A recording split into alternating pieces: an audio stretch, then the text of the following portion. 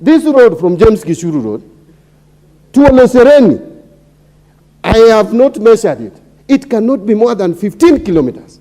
The work that should be done on this road is purely recarpeting.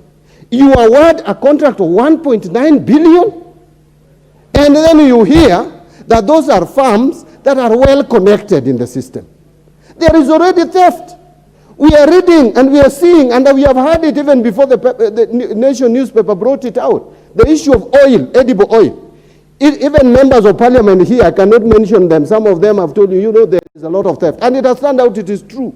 That Kenya National Trading Corporation is sinking this country to one of the major scandals. And we are watching many, many other things. And Article 223, which you are saying that the current government is now not using a lot. There is theft going on. And actually we have ordered for audit of all expenditure under Article 223. I don't want to go further because I am waiting for the report of the Auditor General.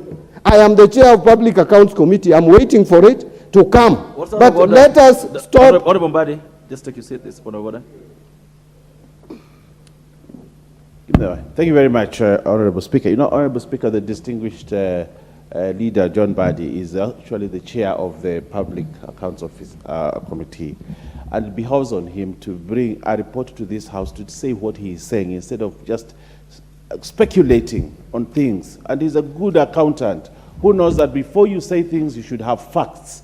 Facts that have been investigated, facts that have been proven beyond reasonable doubt. So for him to go on a tirade, which is actually a tirade, he is not for facts. I don't know why he wants to sing solo and go on a tirade on things that he has no facts.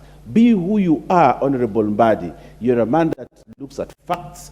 Stop these things of speculating and bad-mouthing the sensation